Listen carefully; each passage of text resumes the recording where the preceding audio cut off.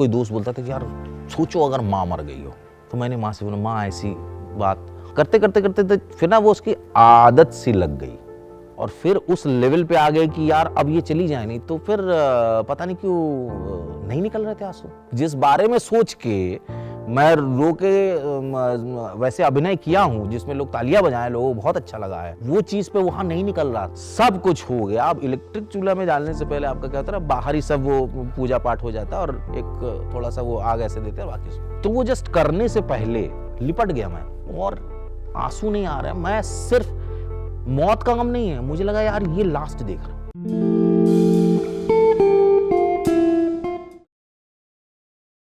नमस्कार, मैं हूं जीत मालविया। नमस्कार, मैं सूर्या दुबे और हम आपका स्वागत करते हैं इस शो में जिसका नाम है बियॉन्ड द स्पॉटलाइट। एनएसडी के कलाकारों के बारे में आपने बहुत कुछ सुना होगा। एनएसडी के कलाकार हमेशा अपनी उम्दा परफॉर्मेंस के लिए जाने जाते हैं। ऐसे ही एक कलाकार जिनका योगदान हमारे फिल्म इंडस्ट्री में बहुत बड़ा रहा है, तो आज हमारे साथ बैठे हैं विश्वनाथ चटर्जी। नमस्कार सर। नमस्कार। नमस्कार। आपने इतना समय दिया सर, उसके लिए बहुत बहुत आभार प्रकट कर रहा हूँ मैं। Thank you. सर, मेरा एक सामान्यतः सवाल आपसे यही है कि आप इतने सालों से काफ़ी सारे काम कर रहे हैं, जनरली आपकी दिनचर्या कैसी होती है सर? सुबह आजकल एक शो कर रहा हूँ, टीवी शो, तो अमूमन ऐसा होता है कि रात को कॉल टाइम आ जाता है, सुबह 9 बजे से होगा तो फिर 2-1 घंटे पहले उठ के नहा धो के पूजा पाठ करके, बच्चा अगर जा रहा है तो छोटी बच्ची मेरी और बेटा बड़ा है, एज डिफरेंस है, तो टिफ़िन बनाने में हेल्प करना, ये वो करते करते उनको छोड़ा, फिर हम शूट पे चले गए। शूट से फिर वापस कितने सीने क्या है उसके हिसाब से आते हैं, अगर वक्त रहे तो कुछ मार्केटिंग करते हुए आते हैं सब्जी लेके, नहीं तो फिर आके फिर बच्ची के साथ थोड़ा नीचे घूमे, फिर अपना वॉक किए। वॉक किए या ना किए वो आप शरीर देख के समझ जाते हैं कितना ही करता हूँ। तो वो है, कभी किसी के घर जाना हुआ, दोस्त यार बड़े भाई ऐसे चले गए। अभी जैसे आपने बोली बीच में कि एज डिफरेंस है आपके लड़के में और बेटी में, वो कितना डिफरेंस है? आप मेरा बेटा अभी 10th दे रहा है, अच्छा, ओके 14 साल का है। ओके। बेटी अभी 1.5 साल की है, तो बीच में काफी गैप है। काफ़ी गैप है। जनरली कैसा होता है कि जैसे एक बच्चा गैप कम होता है, गैप कम होता है, हाँ, 1 साल 2 हाँ। साल 3 साल, आपने बताया 10th के बाद सीधा 2 years, तो मतलब काफी एज डिफरेंस लग रहा है। नहीं, तो बिल्कुल, तो लगभग 12 साल का 10-12 साल का डिफरेंस है। तो ये मतलब ऐसा है कि हमारा एक हिसाब से अगर कहा जाए प्रेम विवाह है, शाश्वती और हमारा, हम लोग के बीच में हम दोनों के बीच में एज डिफरेंस बहुत कम है। तो वो अलग किस्सा है कैसे हम लोग मिले उले, वो सारी चीज़ें। बहरहाल लोगों की शादी हो गई। हमने शादी में इंटरेस्टिंग ये था कि पहले ये हुआ कि कोर्ट मैरिज कर लेंगे, पापा आप लोग पैसा मत खर्च करिए, बम्बई में स्ट्रगलिंग लाइफ चल रही है, वो पैसा आप दे दीजिएगा। तो बहरहाल उनका नहीं, चलो कोर्ट मैरिज के बाद फिर 6 महीने नहीं हमारे हिंदू रीति रिवाज और ये वो, फिर चलो वो, तो उन्होंने कहा एक काम करिए, बंगालियों में होता है एक रिसेप्शन होता है, एक शादी होता है, एक रिसेप्शन होता है। शादी लड़की के घर में होगी और रिसेप्शन इधर। तो हमने कहा वो कंबाइंड करके कर लेना यार, उससे कुछ पैसे बच जाएंगे। तो हाँ ठीक है डन। तो वो शुरू हुआ। फिर होते होते जब दिन आ गए तो ससुर जी ने बोला हमारे कुछ ज़्यादा लोग हैं ऐसे, तो हम एक अलग से कर लेते हैं, आप सब लोग आइएगा। तो फिर पापा ने बोला हाँ हम लोग, ऐसे करके फिर वो 2 ही हुआ, खर्चे भी उतने हुए। उसके बाद हम तब तक बॉम्बे में 2008 की बात है ये, 2006 में पास आउट हुआ एनएसडी से, तो स्ट्रगल ही चल रहा है, कुछ एक फिल्म में मिल रही है, वो पैसा उतना ज़्यादा कुछ खास नहीं। फिर शादी हुई, फिर वो आ गई, फिर बच्चा हो गया पहले ही, और फिर ये आलम था कि अब अपना पहले तो अपना अकेले का खर्चा, फिर बीवी आई, वो पहले जॉब करती थी लेकिन बच्चा छोटा छोड़कर कहीं नहीं जा पाए, और उस वक्त हमारे इन लॉज आए नहीं, मम्मी पापा भी मतलब ऐसा कि रहे कोई हेल्प करे, और मैं गड्ढा खोदता था कि काम मिले। ठीक है, तो असिस्टेंट डायरेक्टर भी बना, प्रोडक्शन में भी काम किया। एक किस्सा है उसमें ये था कि स्वानंद ने मुझे बोला था कि स्वानंद किरके, वो हमारे एनएसडी के सीनियर, हम लोग प्ले कर रहे थे और बड़ा ही बुरा वक्त गुजर रहा था, शादी होने वाली है, पैसे नहीं है, तो मैंने पूछा था यार कुछ है नहीं, कुछ काम नहीं मिल रहा है ऐसा वैसा। तो उसने ना, उसकी कुछ लाइफ की हिस्ट्री, लेकिन उसने बोला कि जो काम मिले ना अपने लाइन में उस काम को करो और इतनी शिद्दत से करो। अगर झाड़ू लगाने का काम मिल रहा है झाड़ू लगाओ और इतनी शिद्दत से लगाओ कि तुमसे बेहतर दुनिया में कोई झाड़ू ना लगा सके। सही है। तुम्हें लग रहा होगा कि कोई नहीं देख रहा, लेकिन 5-6 निगाहें कहीं से देख रही होगी। ऑब्जर्वेशन होता है किसी ना किसी का। वो तुम्हारे डेडिकेशन पे तुम्हें काम देगा, उसके बाद तुम्हारा टैलेंट है, तुम्हारा क्राफ्ट है। जी बिल्कुल। ये बात मुझे बड़ी अच्छी लगी थी। तो मैंने इस चीज़ को, तो फिर असिस्टेंट डायरेक्टर का काम मिला, कहीं कास्टिंग असिस्टेंट मिला, तो कहीं ये वो पी कभी कुछ वो सब करते कराते धीमे धीमे एक्टिंग भी काम मिलता गया। हाल ही में सर आपकी माताजी का देहांत हो गया और मुझे नहीं लगता है कि किसी व्यक्ति को इससे बड़ा झटका लग भी सकता है। 17 फरवरी को अच्छा। 1 साल कंप्लीट होगा। ओके। तो तब तक इसलिए हमारा जो दिवाली वाली था ना, वो होता है नहीं मना। जी। हाँ, वैसा जो भी कस्टम में है वैसा टाइप का था।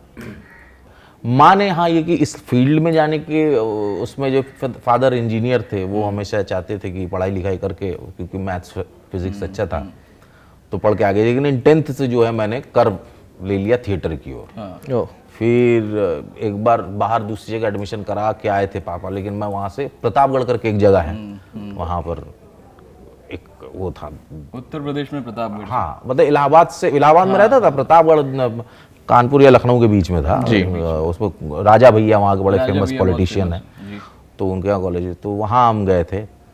1 महीना था, 1 साल का वहाँ पर कुछ। मैं वहाँ से फिर 1 महीना रहने के बाद ना इलाहाबाद वापस आ जाता, थिएटर करते थे, फिर वापस जाता था। अच्छा। तो क्लासेस ही नहीं करते थे। मैं एक महीना या 1.5 महीना वहाँ था और मैं क्लासरूम में नहीं गया था। मेरा बड़ा इंटरेस्टिंग वहाँ पर यह था कि मेरे साथ इलाहाबाद के एक सीनियर एक्टर थे जो वहाँ पीटी का कोचिंग वो कर रहे थे। वो बहुत अच्छे एक्टर, मतलब आज तक के डेट में मैं बता रहा हूँ, मुझे एक ऐसे एक्टर मिले, कुछ एक एक्टर जो इंस्पायर करते हैं। आलोक सिंह, उनका नाम जरूर लूंगा, बहुत प्यारे आदमी थे, सबके प्यारे ग्रुप्स होते ना इलाहाबाद में, इसका इससे थोड़ा खुन्नसी हो, लेकिन वो आदमी था हर ग्रुप में घूम के काम करता, हीरो लुक देखने विनोद खन्ना लगते थे। अच्छा। तो वो मेरे साथ वहाँ थे। तो वहाँ पर ना वो एक दिन ऐसे ही खाली खेत था, उसमें खेत में कुछ रोलिंग कर रहे थे और वो कुछ, मैंने कहा ये भैया क्या कर रहे, सुबह उठ गए थे। तो ना कुछ नहीं यार, हम जो वहाँ जाके वो प्ले करने वाले हवालात, उसके में मुझे ना रोल में कुछ कैरेक्टर में कुछ मिलता है। तो मैंने भी उसको रिपीट करने लगा, मुझे भी थोड़ा सा कुछ बेनिफिट मिला। ग्रोतोवस्की की थ्योरी है वो, रशियन बेसिकली। अब यही चीज मुझे एनएसडी 3rd ईयर में वो एक्सरसाइज कराई मिस्टर त्रिप्लखोव ने, जो मॉस्को स्कूल ऑफ आर्ट के डायरेक्टर थे, उन्होंने कराई। आलोक भाई ने पढ़ा नहीं था वो चीज इलाहाबाद में, ये मुझे दिल्ली में, मुझे एनएसडी 3rd ईयर में उन्होंने पढ़ाया। तो मैंने सोचा यार ये आदमी एक्टरों का, मतलब एक्टिंग का साइंटिस्ट है, खुद से इजाद करता है, भले वो चीज पे बनी हुई हो। अंडमान निकोबार में मान लीजिए एक स्कूटर तक नहीं पहुंचा, वहां पर बंदा अगर हवाई जहाज बना ले तो फिर उसका खुद का वो है, वो कहीं से भी इंस्पिरेशन नहीं लिया है। Exactly sir, okay. अचीवमेंट है। डीप मेरा वो एक दिन मोहल्ले में कहीं पकड़ा गया, पापा ने देखा कि तुम यहाँ घूम रहे हो, तो हमने कहा ऐसा ऐसा, फिर पकड़ा गया, फिर घर पे लगी क्लास। और उधर मैं आलोक भाई, मैं रोज जाता इसलिए था कि आलोक भाई वहाँ है, तो उनसे मैं सीखता था और यहाँ आके रिहर्सल करता था, रात वहाँ गुजारता था। तो एक दिन पकड़ लिया, फिर बैठाए उठाए पूछे, हमने कहा देखिए मेरा तो ये भी 3 साल करके एनएसडी में भरूंगा और प्रिपरेशन मेरा पहले से चलता है, लिटरेचर ये सब पढ़ता रहता हूँ। तो फिर शायद थोड़ा रोना गाना हुआ था, रोया था मैं। अच्छा। हाँ, ये 11th-12th के बाद की बात है। तो आक्रोश में आके पिताजी बोले बस हो गया, ऐसा वैसा। तो बिफोर एनएसडी का ये 4 साल समझ लीजिए। तो फिर मम्मी ने काफ़ी पिताजी को मनाया। मम्मी सिंगर थी बहुत अच्छी, बंगाल की रविंद्र संगीत का वो। तो वो और मुझे ऐसा लगता है कि कलकत्ता में कल्चरली ज़्यादा डेवलप था। शादी होने के बाद पिताजी के इलाहाबाद में नौकरी मिली और एक बहुत ही साधारण, उसमें बहुत ईमानदार आदमी थे, तो बहुत ज़्यादा कुछ था नहीं उस वक्त। मम्मी कहा जाता है, मम्मी की जब शादी हुई थी तो पिताजी को शायद 75 रुपये मिलते थे, ऐसा कुछ था। तो स्टेट गवर्नमेंट की नौकरी थी और बहुत ज़्यादा ईमानदार है। तो माता जी सितार, वो तो उनके कई सारे वो थे, गायकी ये वो, उनके कई सारी चीज़ें वहाँ पर सपने अगर कहा जाए, चूँकि पति ईमानदार और बच्चे का वो सारी चीज़ें, तो वो चीज़ छूट गया। वो मुझ में उन्होंने देखा। अच्छा। आर्ट की तरफ ये जा रहा है। बेटी का भी, जैसे मेरी दीदी बहुत अच्छी क्लासिकल सिंगर है, लेकिन उसका भी फिर वो बहुत कुछ कि उसने फ्रेंच में पढ़ा है, वो लोग अलग तरह, लेकिन उसने प्रोफेशन नहीं बनाया, मैं सिर्फ प्रोफेशन बना रहा हूँ। इस चीज़ को मम्मी ने फील किया कि ये छोड़ेगा नहीं, क्योंकि ये बहुत स्ट्रगलिंग चीज़ है। तो उन्होंने वो हरी झंडी दी। उसके बाद फिर मैं 4 साल दबा के ओपनली थिएटर किया, डायरेक्ट किया, बड़े बड़े लोगों को किया और प्ले किया। कारण साहब एनएसडी के एक्स डायरेक्टर थे, उन्होंने मतलब शिक्षा दी उसमें, काफ़ी पॉपुलर, जिस पे उत्सव फिल्म बनी है बेसिकली मृक्ष कटिकम नाटक है, शूद्रक उसके एंशियंट राइटर हैं, उत्सव जिसमें रेखा और ये सब वो था, उस पे ये प्ले हुआ था। और प्ले में मैंने संस्थानक करके जो शकार है उसका रोल किया था, क्लासिकल इंडियन ड्रामा। तो उसका पेपर ऊपर में बड़ा छप गया था। तो फिर फादर जूनियर इंजीनियर थे, एक्सीएन जो है एग्जीक्यूटिव इंजीनियर, उन्होंने बुलाया, वो उनसे कम उम्र के थे, सचान साहब, हम लोग सचान अंकल बोलते थे। तो उन्होंने बुलाया, आइए जरा रूम पे। तो पापा अपने केबिन से उनके ये आपका बेटा है? कर या तो कमाल है, तो आर्टिस्ट है ये, तो आप इसको मेरी तरफ से बहुत बहुत शुभकामनाएं। तो पापा को लगा, अरे यार बॉस तारीफ कर रहा है मेरा तो सही है। तो तब से फादर भी यार कुछ कर रहा है भाई। तो वो था। फिर लेकिन फिर भी ये बोले थे कि देखो 3 साल का है, एक बार बोला था उन्होंने कि 1 साल 3 अटेम्प्ट दे सकते हैं एनएसडी में। एक अटेम्प्ट में अगर नहीं हुआ तो फिर वापस जो है पढ़ाई और बिजनेस या कुछ भी ध्यान देना है। मेरा ये था कि बस हाँ 1 साल दूंगा, वो मैं मन में ये था कि मैं बॉम्बे भाग जाऊंगा। शुरुआत में तो एक्टिंग सभी लोग ऐसे करते, थोड़ा ट्राई करते हैं, ये वो स्टैंड, मतलब कहीं मोहल्ले में, कहीं ये वो रामलीला, वैसे ही हम लोग का भी हुआ था।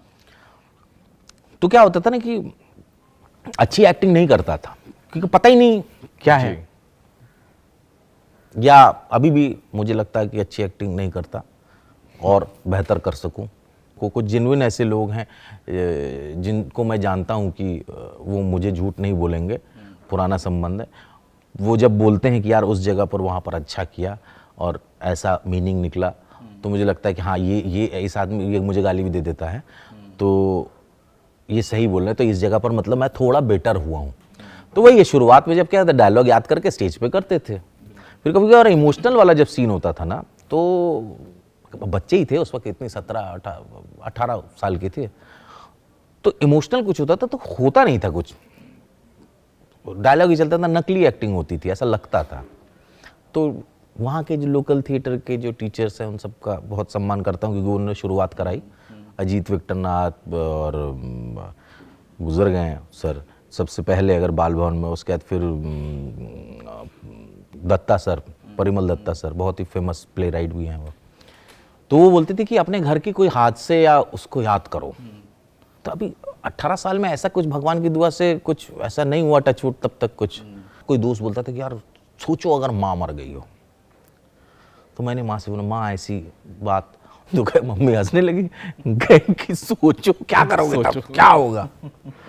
तो हमने बहुत करके, मतलब किसी तरह से करके और करते करते करते तो फिर ना वो उसकी आदत सी लग गई कि इमोशनल हो तो आप ये हो। और एक वक्त आया जब मम्मी को डायलिसिस शुरू हुआ, उस दिन मुझे लगा यार ये मैं ये सोचता था और ये तो सत्य है। एज एन एक्टर विश्वनाथ इस उम्र का हो के 38-40 की उम्र में जब ये देखने लगा कि यार अब तो ये जाएंगी, और फिर उस लेवल पे आ गए कि यार अब ये चली जाए, नहीं तो बेचारी कष्ट पा रही हैं, बेड रिटर्न हो गई, स्पाइन में ये वो। तो और उनके सवाल, हम बेटा, मैं शूट बॉब विश्वास करके एक फिल्म इसलिए मैंने किया क्योंकि उस वक्त डोंगरी टू दुबई, बाद में कुछ दूसरा नाम हुआ था, दाऊद कैसे करके कुछ, उसमें के भाई के साथ मेरा अच्छा रोल था, मैंने वो छोड़ा और ये वाला किया। डेट को लेकर थोड़ा इश्यू था, लेकिन प्रेफरेंस मैंने बॉब विश्वास इसलिए दी कि कलकत्ता शूट था, और कलकत्ता में डेट गैप में थी कि कभी 10 फरवरी को है तो फिर 28 फरवरी, फिर ये वो ऐसे करके। तो ये था कि भले एक दिन के लिए रात में जाऊंगा, यहाँ शूट कर रहा था शो, रात में जाऊंगा, वहीं रुकूंगा, उनसे मिलूंगा, शूट करूंगा, फिर रात को मिलके दूसरे दिन से। तो मैं बार बार मिलने जाने लगा, और हर बार वो माँ मुझे बोलती थी कि बस बेटा ये तो आखिरी बार है। और तब मैं आते समय फ्लाइट में सोचता था कि अच्छा मैं जो सोचता हूँ वो उसमें इमोशनल हो जाता हूँ, लेकिन लास्ट क्या होगा, या उस वक्त क्या मैं कलकत्ता में रहूंगा, उनके पास रहूंगा, बम्बई में रहूंगा, हो सकता है कहीं विदेश में रहूंगा, आ भी ना पाऊं, क्या होगा। वो सोचने लगा। वो सोच के मुझे आंसू नहीं निकले, डर लगा। और इस डर को इतना ज्यादा जी लिया कि एक दिन हम बैठे थे, प्रदीप बैठा था, हम लोग बैठे थे घर पे, और तबीयत खराब, अच्छा तो कभी कभार जाता आता भी था ये वो। तो एक दिन मेरे भांजे का फोन आया, दीदी का बड़ा बेटा, मामा नानी पल्स पावा जाच्छे ना, मतलब नानी का पल्स नहीं मिल रहा। मैंने बोला क्या? हाँ नहीं मिल रहा। मैंने कहा और कोई है तुम्हारे आसपास? अभी कहाँ हो?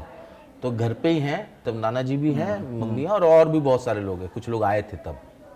मैंने कहा अच्छा ठीक है, मैं फ़ोन करता हूँ। और काटा। मैंने शाश्वती को उन्होंने इधर आओ और बुलाया। मैंने बोला कि तुम पहले बैठो, आराम से चेयर पर बैठो। तो वो कोइंसिडेंटली ऐसा है कि शाश्वती की शादी होने से पहले मम्मी को लगता था कि नहीं जमेगा, और मुझे पता नहीं इन दोनों का नेचर देख के लगता था ये दोनों बहुत अच्छे दोस्त बनेंगे, और हुआ वही। अच्छा। मम्मी के पसंद के हिसाब से बिल्कुल नहीं थी। थोड़ा कास्ट का वो है और थोड़ा कलर कॉम्प्लेक्शन का वो है, हाइट का वो उस हिसाब से वो, क्योंकि वो इकलौती लड़की घर की, तो कर्मठ, ठीक है ना। तो लेकिन बाद में इतनी अच्छी दोस्ती है, और मम्मी के साथ ही सबसे ज्यादा, मतलब दीदी टाइम नहीं दे पाती थी, ये लोग फोन पे डेढ़, तो वो एकदम। फिर हमने कहा कि तुरंत बुक करो, तुरंत बुक किया। जो सबसे पहला फ्लाइट था, हाँ 5 बजे सुबह पहुंच गए थे। रात को तो शायद 10 बजे की बात थी ना, 5 बजे सुबह पहुंच गया। अब मैं उस मोड पे हूं कि यार मैं क्या सोचता था। वो मतलब एज एन एक्टर भी हूं, ऐसे इंसान, क्योंकि एक्टर बहुत स्वार्थी होता है, वो ऐसी सारी चीजों से उठाता है। तो फिर पता नहीं क्यों नहीं निकल रहे थे आंसू। जिस बारे में सोच के मैं रो के वैसे अभिनय किया हूं, जिसमें लोग तालियां बजाएं, लोगों को बहुत अच्छा लगा है, वो चीज पे वहां नहीं निकल रहा था आंसू। मम्मी ने एक कोई दीदी को बुलाया था, मुझे फलाने घाट पे क्या कहते हैं, अग्नि देना, क्योंकि वहां पर रामकृष्ण परमहंस जी का हुआ था, ऐसे ऐसे बड़ा हुआ था। तो और कोइंसिडेंटली वो दूर था, तो दीदी जीजा जी ये सब लोग बोले यार यहाँ करो, क्यों इतना देर।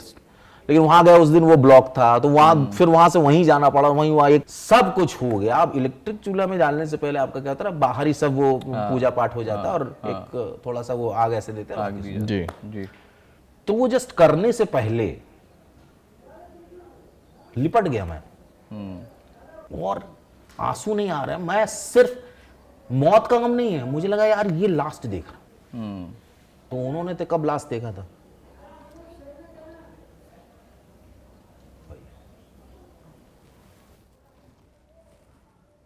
माँ का दर्द ही सर ऐसा है कि हाँ, वो बिल्कुल। लेकिन मैं उसके बाद काफी बहुत ही वो रहा, क्योंकि मुझे ऐसा लगा कि यार ये कष्ट पा रही। और हम लोग के बंगालियों में ऐसा वैसा टाइप का होता है कि मेरी दादी की भी इच्छा थी कि सुहागिन मरे, ऐसा टाइप का। बिल्कुल। हाँ, और मेरे नाना जी का उल्टा था। पहली बार आप सुनोगे तो मजेदार होगा कि मेरी नानी नाना जी का सारा काम करती थी। नाना जी थोड़े से वैसे थे, पानी पिलाना, मतलब उठ के पानी भी वहां रखा तो पानी देना जरा, तो वो वहां से आ जाए, वैसे टाइप के थे, थोड़े से अंग्रेजों के समय के वो सब थे। पलाशी, मीर जाफर और सिराजुद्दौला, इन सब का जो लॉर्ड क्लाइव के साथ, जहां से ब्रिटिश लोग अंदर आए, उस जगह पर उनकी पैदाइश रही है। तो नानी जी हमेशा बोलती थी कि बुढ़े होते जा रहे हैं, बहुत बुढ़े, दोनों बीमार हैं, तो नानी फिर भी कुछ कुछ करके, तो नानी बोलती थी कि ये पहले निकल जाएं, इनका सारा काम मैं कर लूं, फिर मुझे भी ले लूं। और नाना जी बोलते हाँ मुझे आराम से जाने देना, सब जूते मेरे इसको, कपड़े उसको, फलाने इसको, ये सब करके इस तरह से चंदन की लकड़ी डालना, मतलब पूरा ड्रामा जाने से पहले के लोग वैसे पूरा सेट करके जाते थे, ये होना चाहिए। ये तो तुतिन खामिन बन जाए, इनको मौका मिले तो पिरामिड बनवा ले अपना। तो वैसा है। ऐसी कोई बात जो आप माँ को कहना चाहते थे पर कह नहीं पाए, कि आपने ऐसा बोला ना, एक कुछ चीज थी जो मुझे करनी थी या कहनी थी, वो रह गई? नहीं, वो तो ये कि जब मम्मी इस तरह सीरियस बीमार हुई कि मैंने गाड़ी लिया, मम्मी उस पर बैठ नहीं पाई, क्योंकि मैं या तो ड्राइव करके वहां तक जाता, बड़ा एक वो था, बहुत ही लोअर मिडिल क्लास फैमिली से आते हैं, पिताजी बहुत ईमानदार, तो मतलब गाड़ी बहुत बड़ी बात है, अचीवमेंट होता है, एक बहुत बड़ी बात है, बहुत बड़ी बात। आप मारुति 800 ले लो, बहुत बड़ी बात है, ठीक है ना। बम्बई में घर लेना तो बहुत ही बड़ी बात है। और मम्मी की हमेशा से इच्छा थी कि यार इसका मुंबई में एक घर हो। और देखिए पैसे इकट्ठे हो गए थे फिर, लेकिन क्या था मम्मी का ट्रीटमेंट इतना कॉस्ट, हमने डायलिसिस की मशीन घर पे लगवा दी थी क्योंकि उनका स्पाइन में क्रैक था, वो एम्बुलेंस से जाना हर दूसरे दिन, तो रेंट पे लेके रखवा दी थी। और सोचिए कोरोना आ गया, वो कैसे जाती आती और क्या होता पूरे कोरोना में उनका वो मशीन था। और एक बंदा था राहुल जी, बड़ा मतलब उनको मैं आपके माध्यम से उनको धन्यवाद देता हूँ कि वो आदमी था, उसको वो बस से आता था थोड़े दूर से, उसको बहुत डर लगता था साइकिल चलाने से, लेकिन कोरोना में बस वो सब बंद, लेकिन उसके पास था क्योंकि वो मेडिकल, तो वो साइकिल चला के उतने दूर से आता था, चुपचाप लगा रहता था। डायलिसिस का बड़ा टेक्निकल वो है, कुछ स्पीड बढ़ जाता तो हाथ पैर के अंदर नसों में मतलब ऐसा लगता है कि मिर्ची घुस गई, बहुत सारी चीजें कॉम्प्लिकेशन, वो लगातार उसमें था। मम्मी वहीं से लेट बोलती थी कि तेरा घर हो जाएगा तो इधर भी खर्चा उधर भी खर्चा, बहुत सारी चीजें हैं। इंसान 2 पैसा कमाता है, 4 पैसा कमाता है तो फिर 3 खर्चा करता है, 10 कमाता है तो फिर 8 खर्चा करता है, बढ़ता ही जाता है अगर कहा जाए तो, सभी के साथ है जिंदगी में। तो फिर ये हुआ कि एक घर जो भी लिया वो पसंद आया, ये हुआ, पैसे थोड़े इकट्ठे हुए लेकिन और भी कम पड़ रहे थे, तब तक अचानक से मम्मी बात मेरी चली, मैंने कहा ठीक है लोन उनका देख लेंगे, तब तक कुछ और मम्मी का देहांत हो गया। और वो जो एक एक्स्ट्रा फ्लैट पड़ा हुआ था वो बिक गया, इधर का घर मेरा, मतलब मुझे ऐसा लगता है मम्मी करके गई हैं, तो मैं क्या माँ के लिए कर सकता, बिल्कुल जी, मेरी इतनी औकात ही नहीं, मैं तो सब कुछ कर दूं, सब वही करके गए। वो माँ ही आशीर्वाद देके जाती है। सर इससे मुझे एक बहुत ही बेहतरीन संवाद कनेक्ट हुआ है नाना पाटेकर जी का। किसी ने ऐसे ही कॉन्फ्रेंस में पूछा कि आपकी माँ आपके साथ रहती हैं क्या? तो उन्होंने बोला नहीं, मैं अपनी माँ के साथ रहता हूँ। बिल्कुल, बहुत लॉजिकल आंसर था सर। और जनरली जब लोग एनएसडी से बाहर निकलते हैं तो वाकई में काम पाना मुश्किल होता है या वो हर काम के लिए बने नहीं होते हैं? क्योंकि एक लॉजिकल क्वेश्चन है सर, बहुत सारे स्ट्रगल करते हुए लोग हैं जो कहीं ना कहीं दिखाई देते हैं लेकिन वो हर काम नहीं कर पाते, उनके लिए स्पेसिफिक काम डायरेक्शन पॉइंट ऑफ व्यू से ढूंढना पड़ता है या वो कहीं पे भी फिट हो जाते हैं? देखिए ये ना बड़ा ही वो है, मौलिक सवाल है, लेकिन मैं इसका मतलब ये डिपेंड पर्सन टू पर्सन, बहुत सारी चीज़ों का होता है कि, और ये अभी के ऊपर नहीं होता है, ये हम जिस जगह से, अगर मान लीजिए कोई बंदा है, पापा उसके साइंटिस्ट ये वो फलाना का, वो दुबई में रहा है, उसके बाद फिर वो आया एनएसडी क्या है, उसके बाद फिर वो जा रहा है, उसका लिंक है या नहीं भी है, लेकिन करण जौहर साहब मिले तो वो जाके बात कर लेगा। अपन तो डरे हुए जगह से हैं, बिल्कुल वहां तो मतलब टीटी टिकट होते हुए टीटी टिकट मांग ले तो आदमी घबरा जाए, है ना। और यहाँ पर आए हैं तो मतलब शुरुआत में तो ऐसा था कि बढ़ चढ़ के थोड़ा सा खुद पुशअप किए, जूस पिया, चाय पीते, उसके बाद सीधे घुस जाएंगे और बोलेंगे, वहां जाते ही बोलते थे कि करण सर हैं क्या, तो बोले आप कौन, तो कहेंगे एक्टर, तो नहीं वो तो अभी है नहीं, वो ऐसे कोई खास काम नहीं, कोई बात नहीं, कास्टिंग डायरेक्टर है क्या चलो इतना अचीवमेंट घुस गए भाई। तो यहाँ से शुरू किए थे, तो वो बेसिकली कौन कितना कॉन्फिडेंस है क्या, और वो करते करते आता है, आ जाता है, वो करते करते आता है। अभिनय तो सब कहा, वो कॉन्फिडेंस लेवल, व्यक्तित्व, किस घराने से, किस पीछे किस जगह से आया है, उन सब चीज़ों पे निर्भर करता है। तो वो जहाँ से भी बिलोंग करते हैं, क्या उनका ऑरा उनके साथ चलता है? बिल्कुल चलेगा सर, बिल्कुल वो चीज़ होगा। आप देखिएगा जो डीआईजी, आईजी, एसपी, उनके जो लड़के या वो होगा, उनका जो कॉन्फिडेंस होगा वो एक जौनपुर के शिक्षक के बेटे का नहीं होगा। और अभिनय में भी हम लोग को वही चीज़ पे काम करना चाहिए। डायलॉग तो है ही, डायलॉग तो दिख रहा है, लेकिन अगर मैं कौन सा किरदार कर रहा हूँ तो मुझे उसका बैगेज लेना पड़ेगा। बिल्कुल।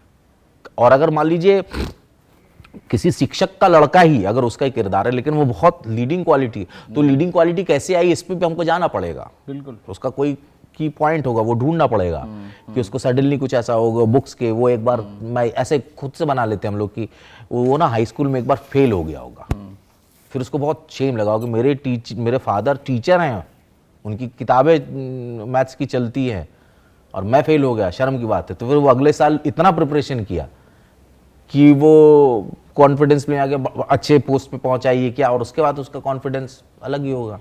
बिल्कुल बिल्कुल सर। दैट डिपेंड्स, हिस्ट्री के हिसाब से ही व्यक्तित्व या किरदार बनते हैं।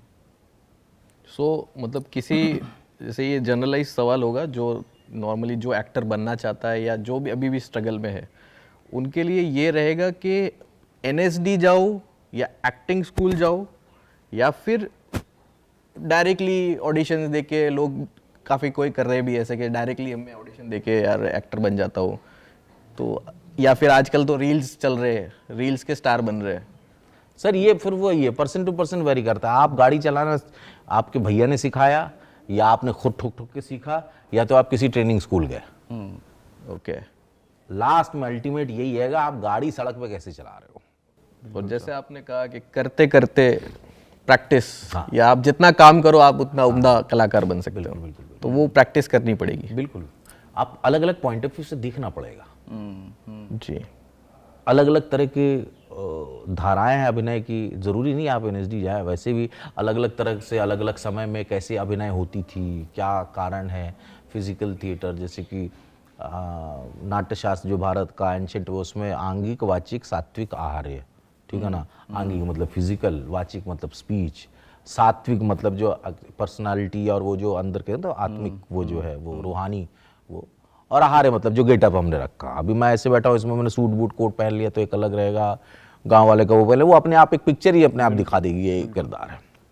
उसके बाद आपका फिजिकल वो और वो कितने ज़्यादा एक्टिव है या क्या है आपका तासीर दिखाता है, ऐसे करके। तो उसी तरह इसी पे बहुत सारे उसमें माइन्यूट्स में ग्रुतोस की, स्टैनिस्लॉस की, आर्थोथ, ब्रेख्ट है, थियोरी ऑफ एलिनेशन।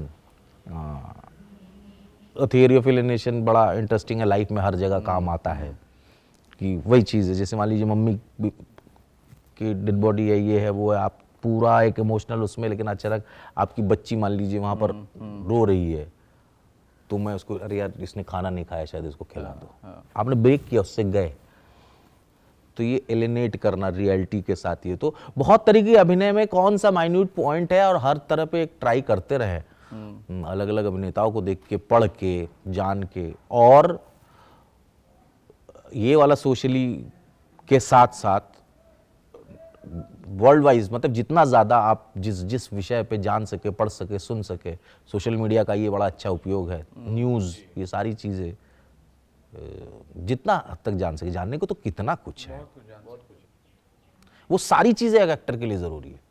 जैसे आपने बताया एनएसडीएन जो है, आपके कलीग्स भी थे साथ में जो आज बहुत सारे आपने काम किया हुआ है, उसमें से एक इश्तियाक आरिफ खान, सो नवाजुद्दीन सिद्दीकी, पंकज त्रिपाठी सर, तो कैसा अभी भी रिलेशन है उनके साथ में? कैसा? इन लोग का क्योंकि इश्तियाक भाई और पंकज भैया मेरे थर्ड ईयर थे जब हम फर्स्ट ईयर में पहुंचे, तो ये सेकंड ईयर से थर्ड ईयर पहुंचे, तो वैसा संबंध। भानु भाई भी हैं उनके, तो होता ना कि कुछ सीनियरों का एक बंच होता है, अलग अलग वैसे ग्रुप में होता है ना 20 लोगों में, तो वैसा लाइकिंग डिसलाइकिंग और ये सारी चीज़ें होती है, किसके साथ कौन ज़्यादा कंफर्टेबल। तो हम लोग थोड़े से, वो लोग भी थोड़े बदमाश सीनियर थे, हम भी थोड़े से बदमाश जूनियर थे, तो हम लोग की एक यूनिटी बन जाती थी। पहले तो ये लोग बहुत भयंकर रैगिंग लेते थे और उस रैगिंग को हम लोग भी भयंकर तरीके से देते थे। अच्छा, रैगिंग होती थी वहाँ पे भी? सेम चीज़ है, मजेदार रैगिंग होती, मतलब उसको रैगिंग, वो जो इंट्रोडक्शन बोला जाता है ना आजकल, वो रैगिंग 3 इडियट में मैंने देखा था।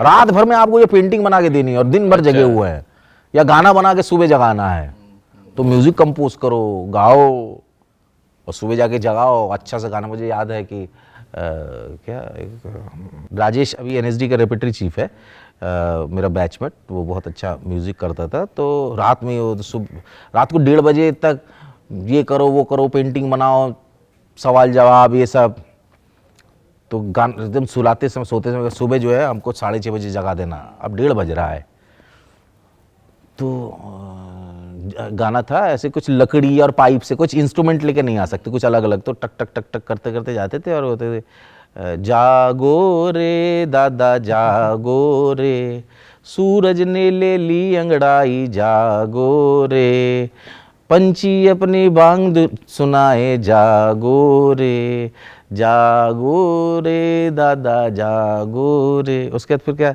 ओ इडिपस की औलादो जागो रे, ओ मैकबेथ की शैतानो जागो, तो तब तक वो दबा भाग चले यहाँ से। तो ये मस्ती, ये सारी चीजें होती थी। सर एनएसडी से तो काफ़ी प्रभाव पड़ा है एक्टर्स पर, जो भी वहाँ से सीख के आ रहे हैं, जो भी कलाकार हैं, इंडस्ट्री में आने के बाद काफ़ी गैप लग जाता है उनको एक स्थिरता पाने में। तो मेरा क्वेश्चन, साधारण सा क्वेश्चन सर यही है कि एनएसडी में भी ग्रुपिज्म एक जो वर्ड है, इससे संचालित होती है एनएसडी, या उसका इम्पैक्ट सिर्फ उसके बाहर ही है?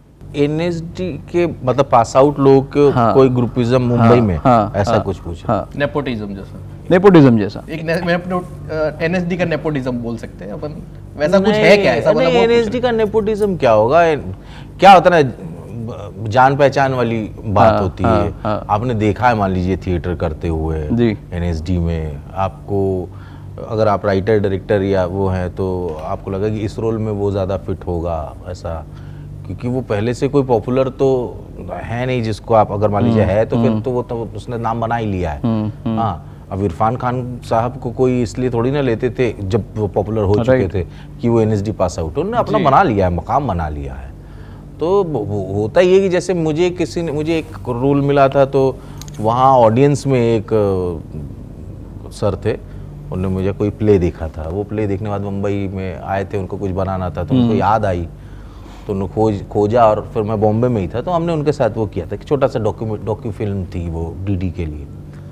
तो मुझे बड़ा अच्छा लगा था, ऑडिशन नहीं देना पड़ा शुरू में ही, तो उन्होंने कहा बेटा हमने आपका काम देखा है, तो वो हमने किया था। तो ऐसा टाइप का ये होता है कि दोस्त हैं अगर, तो राजपाल भाई अगर कोई फिल्म कर रहे हैं तो उसमें फिर संजय भैया होंगे कि वो लोग दोस्त हैं, साथ में उन्होंने काम किया है, तो और पता भी चल जाता है कि जैसे मान लीजिए अब जैसे कास्टिंग में क्या होता है कि कभी आज के डेट में कास्टिंग में बोलते हैं कि अरे सर आप ये फिल्म ऐसा है डेट, वो पैसे ऐसा, अरे सर इसमें और भी लोग हैं, इश्तियाक भाई हैं, नीरज भाई है, नीरज सूद, ये सब लोग बहुत सारे एक्टर हैं। बिल्कुल। तो वो भी एक होता अच्छा वो लोग हैं, चलो मजा आएगा। पहले मुंबई में जब हम लोग आए थे तो एनएसडी के ज्यादातर लोग एनएनपी में रहते थे, गोरेगांव फिल्म सिटी के पास रहते थे, क्योंकि यहीं से काम आएगा। उस वक्त क्या था ना, फोन था नहीं उन लोग के, सोनू भैया, राजपाल भाई, इन लोग के पास, तो यहीं से काम आएगा। एक पीएनटी फोन नीचे होता था और यहीं भाग जाएंगे, फिल्म सिटी में घुस जाएंगे, एक्टिंग कर लेंगे। तो वो था। फिर तो फोन आ गया, ये आ गया, वक्त बदला। तो आपका जो पहला, जैसे आपने कुछ काम किया होगा, या आपको कितना टाइम में आपको पिक्चर एक मिली जो जिसमें आप काम करें, आपकी इनकम चालू? कहानी अगर ठीक ठाक फिल्म अगर मिली, बहुत बच्चा सा था, अजय प्रेम की गजब कहानी मिली। उसका कारण ये था कि उस जमाने में क्या होता ना, फोटोग्राफ खिंचवाते थे और पॉलिथीन में लेके जेब में लेके घूमते थे। मोबाइल पे ये स्मार्टफोन नहीं आया था जी, बटन वाले फोन थे, तो मेल करना होता था, मेल शुरू हो गया था, तो फोटोग्राफ लेके घूमते थे। और किसी ने बोला था, कौन थे, जीतू भाई या ऐसे कोई, विनीत भैया, ये सब लोग थे कि बेटा स्ट्रगल वगल तो पता नहीं, इस टाइम को बहुत एंजॉय करोगे, ये वक्त आएगा नहीं, जैसे काम मिल जाएगा पैसे आ जाएंगे, फिर ये जो मुफलिसी वाला वक्त है ना, ये मिस करेंगे, ये बहुत, यही सुनाओगे तुम बीवी बच्चों को, दोस्तों को, और ऐसे इंटरव्यू में यही सुनाओगे, इसमें क्या क्या खुराफात की है, तो जी लो। तो उस वक्त तो हमने ना दुखी होके नहीं जिया है, पैदल चले जा रहे हैं, आराम नगर में पैदल चले हम और हमारा दोस्त, बाइक मिल गई तो बाइक में ट्रिपलिंग जा रहे, पुलिस वाले के पहले उतर जाते हैं, ये सब। तो फोटोग्राफ हार्ड कॉपी बांटते थे। उन्होंने बोलते कि हर एक प्रोडक्शन हाउस डायरेक्टर और इनके पास आपके फोटोग्राफ होने चाहिए। तो ये इस चीज, ये कोइंसिडेंट, और इससे मुझे मिला था अजब प्रेम, कि बाद में जब फिल्म मिल गई उसके बाद मुझे पता चला, आशिक भाई करके हमारे एक सीनियर एनएसडी के, आशिक हुसैन साहब, तो वो उसमें असिस्टेंट थे। तो एक कोई रोल था जिस रोल के लिए, दूसरे किसी रोल के लिए एक लड़का चाहिए था, तो बाकी सब फिक्स हो गए थे। कोई राइटर ने किसी को रिकमेंड कर दी। राजी उस अजब तक ना उतनी कास्टिंग डायरेक्टर की वो शुरू नहीं हुई थी जी। राजी की फिल्म में राजी ने कास्ट करेंगे, तो दर्शन जरीवाला को बुला लो, इसको बुला लो, उसको बुला लो, लड़कों में से तो राइटर ने बोल दिया कुल है, कुल ले लो। शाम का एक एड हिट हुआ था तो उसको बुला लो। खुर्शीद का कौन सा वो मुन्ना भाई एमबीबीएस में what is the process changing the room, उससे ले लिए। तो एक वो बचा था, वो कौन है ये वो, तो ने कहा यार वो जो वहां पर डब्बे रखे, डब्बे निकालो। तो एक रूम था जिसमें बॉक्स बड़े बड़े गत्ते के, उसमें जो वॉचमैन को आप देते हो वो फोटोग्राफ रहते। तो डायरेक्शन रूम में वो डाला गया एक डब्बा, पता नहीं ये फिर दूसरा डब्बा, तो 2-3 डायरेक्टर थे, असिस्टेंट थे, सब अपना अपना कौन मेरा जान पहचान का है। तो उसमें आशिक बन गए, ये तो विशु है, तो बड़ा अच्छा, अरे इसका अच्छा एक्टर है, सोच ले भाई एनएसडी मत खेलना, तो कह नहीं नहीं ये बहुत अच्छा एक्टर है, इसने किया, मैंने देखा है, मेन लीड किया है एनएसडी में, तो ठीक है उसको बुला। तो उससे, उस फोटो से वो मुझे जानते थे लेकिन उस वक्त याद नहीं आया वो फोटोग्राफ, वो जो मेहनत की। हाँ। तो यहाँ पर अब यहाँ पर आपके दोनों सवाल के जवाब आ जाएगी, एक तो एनएसडी वाला फैक्टर है और दूसरा कि मैंने मेहनत की है, जी जी, मेहनत तो की घूम के जो दिया है, तो वैसे करके मिला। तो नेपोटिज्म वाली बात भी अगर आप ये कह लो तो ये क्या ही नेपोटिज्म है। और उसके बाद फिर राज जी ने ऑडिशन लिया, मतलब सामने मेरे स्पीच बुलाया, मुझे याद है वो और भी एक अभिनेता थे बहुत अच्छे, कमरे वैनिटी में बैठाया, आज ही शूट होगा, दोनों को एक तरह के कपड़े पहनाए हैं और हम दोनों में चूज करने के लिए पढ़ा दी स्पीच, ये डायलॉग है। तो आर के रणबीर कपूर, कटरीना और ये सब बड़े बड़े लोग, हमारी हालत खराब, और ये सब लोग आर्टिस्ट रीडिंग करा रहे, तो मेरे से भी कराया, उससे भी कराया। फिर राज जी ने बहुत सिंपल, बहुत ही प्यारा खेला, उन्होंने बोला आर के तुम्हें तो शूट करना है इनके साथ, तुम्हारा दोस्त बनेगा, तुम तय करो। तो अब उसकी किसी के ऊपर अजीब लगे ना, दोनों अच्छे हैं, तो उन्होंने बोला नहीं ये तो बहुत अच्छे हैं, ये इनका जो है ना पैटर्न, इनका फेस थोड़ा सा सॉफ्ट है, तो मुझे लगता है कि यहाँ पर थोड़ा सा सॉफ्ट, मतलब दोस्त बड़े क्यूट से होंगे, तो वैसे में आप बहुत अच्छे हो राज जी, इनके लिए कुछ। तो हाँ, वो भी एक्टर, वो बहुत अच्छा काम किया, मैं उसका नाम नहीं ले, आगे और भी बहुत अच्छे काम किए उसने, तो बहुत अच्छे दोस्त हैं हम लोग, अक्सर जब मिलते तो हुआ ऐसे हो जाता है। तो बट उसमें वो काफी बड़े बैनर की मूवी थी आपको जो मिली, उसमें आपका रोल मतलब कितना दिन का था या कितना पोर्शन में? देखिए वो 21 दिन मुझसे लिए थे, हमने शूट किया था 12 दिन, और राज जी बहुत लंबा शूट करते हैं, उसके बाद एडिट में निकालते हैं ये वो, लेकिन उस फिल्म में ना मुझे बहुत कॉन्फिडेंस दिया। अच्छा। जैसे रमेश तुरानी सर जो प्रोड्यूसर थे, बहुत अच्छे व्यक्ति, उनसे मुलाकात, उनने काफ़ी हेल्प की, बहुत अच्छे लोग। जनरली सर इतने सारे प्रोजेक्ट करने के बाद अभी भी कुछ ऐसी टीस है कि शायद ये कैरेक्टर मुझे मिलता तो बेटर होता, या फिर ऐसा कोई कैरेक्टर जो आप करना चाहते हैं? बहुत सारे ऐसे कैरेक्टर हैं, बहुत सारे, मतलब मुझे आनंद फिल्म में राजेश खन्ना साहब का किरदार आनंद बहुत पसंद है, मतलब ये सब तो माइलस्टोन है, बट एक्चुअली फिल्में ही इतनी कमाल है ना, चिच्चोर, रजनीगंधा, द्रोह काल में जो आशीष सर का, मतलब दादा का जो काम था वो। सर मैं समझ रहा हूँ कि आपका शेड्यूल बहुत बिजी चल रहा होगा। लास्ट मेरा एक सवाल है, अब जैसे इतनी सारी फिल्में बनी हैं सर, हर एक फिल्म का पैरामीटर एक्टिंग के लेवल से अगर आप देखें तो कहीं ना कहीं वो इनिशियल लेवल पे अलग अलग ही रहा है। अब मुझे पता है कि आप पुरानी फिल्में आपकी मतलब प्लेलिस्ट में होती हैं जो आप देखना बहुत ज़्यादा पसंद करते हैं, आई थिंक उससे काफ़ी लोग प्रभावित होते हैं।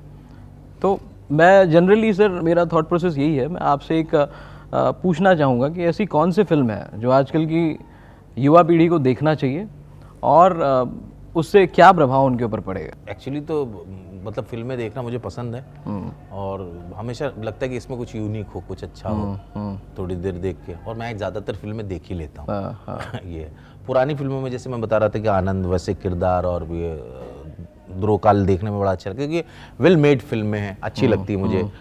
अपना ओमपुरी सर की अर्धसत्य, चक्र, ठीक है ना, धारावी, ये सब बहुत सारी फिल्में ऐसी टाइप की, थोड़ा सा मतलब पहले ऐसा लगता था ना मीनिंगफुल सिनेमा, और वो वाला जब अभिनय भी कर रहे थे वो सब, तो लेकिन पर्सनली मैं बताऊं हल्की फुल्की फिल्में मुझे अब, जैसे चिच्चोर, रजनीगंधा, छोटी सी बात, पुरानी वाली गोलमाल, ठीक है, अभिमान, मिली, ऐसी फिल्में उस जमाने में क्या है ना, उस छोटे थे और हम लोगों ने वो सब एक दिन सडनली अभी घर का कुछ काम के लिए मैंने बहुत दिनों बाद अचानक वो फिल्म देखी, देवानंद और उनकी तेरे घर के सामने, नूतन और वो वाला है, सेम टाइप का घर बना था, बड़ा इंटरेस्टिंग, और वो उस जमाने की फिल्मों में डायलॉग बहुत बेहतरीन होते थे, और आर्ट वाला वो देखने में ना बड़ा सुकून लगता है, वो ब्लैक एंड वाइट और वो बीच बीच में ऐसी ऐसी जो आती है ना, तो ऐसे फिल्में तो तरह तरह की देखनी है। और बाहर की मैं टर्किश फिल्में देखता हूँ, कोरियन देखता हूँ, ईरानी देखता हूँ,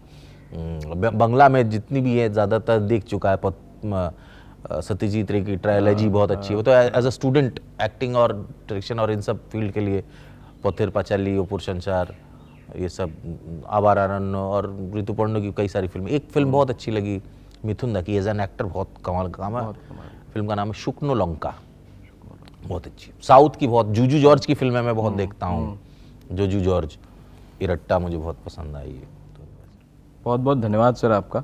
आपसे हमारे दर्शकों को और आने वाली पीढ़ियों को, मतलब जो भी यूथ हैं, जो कलाकार हैं, जो अलग अलग स्टेट से मुंबई आने के लिए लाइन में लगे हुए हैं, उनकी बहुत सारी प्रॉब्लम्स को आपने एक सोल्यूशन के रूप में यहाँ पे दर्शकों को बताया है।